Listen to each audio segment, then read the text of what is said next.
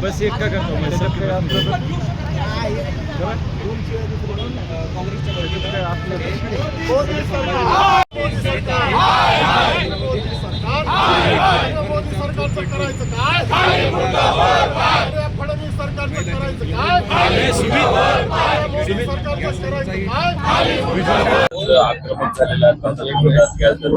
देशातील सामान्य जनतेचं फसवणूक करण्याचं काम आज भाजपच्या माध्यमातून 2014 पासून होत आहे। आपण बघितलं की केंद्रीय माजी मंत्री स्मृती इराणी जी ज्या भाजपच्या खासदार होत्या, त्यांनी स्वतः सिलेंडर हातात घेऊन, डोक्यावर घेऊन, मांडीवर घेऊन या देशामध्ये आंदोलन केलं काँग्रेसच्या विरोधामध्ये। ज्यावेळेस फक्त 420 रुपये ही काँग्रेस याची रेट होती, गॅसची रेट होती, आज जवळपास 5 ते 6 पटीने आज या ठिकाणी गॅसचा भाव वाढलेला आहे। आपण बघितलं नुसतं 60 ते 70 रुपयांनी पुन्हा या ठिकाणी भाव वाढला।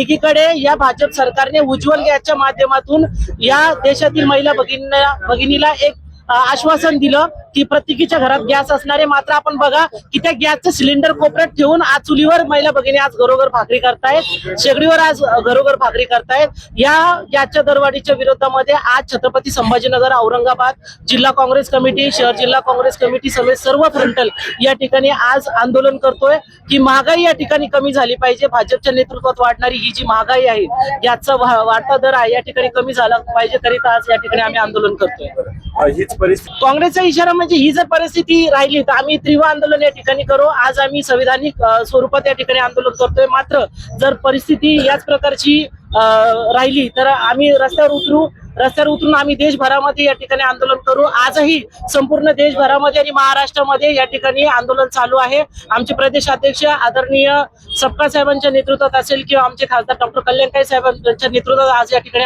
आम्ही आंदोलन करत आहोत।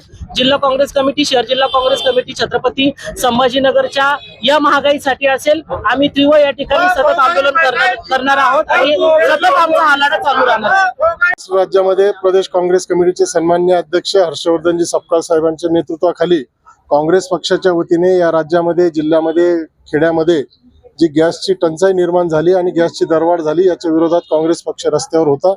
आज आम्ही सर्वांनी या ठिकाणी जिल्हाधिकारी कार्यालयासमोर आंदोलन केलं, भव्य निदर्शनं केले। काँग्रेस पक्षाचे सर्व माझे सहकारी, यामध्ये विशेषतः मोठ्या प्रमाणात महिला भगिनी यामध्ये होत्या आणि आज आम्ही माननीय जिल्हाधिकारी महोदयांना या ठिकाणी निवेदन दिलंय की 2014 साली ज्यावेळेस काँग्रेस पक्ष होता त्यावेळेस 400 रुपये गॅस सिलेंडरची किंमत होती आणि 14 पासून तर आज 26 पर्यंत 50 वेळा या मोदी सरकारने गॅसची दरवाढ केली।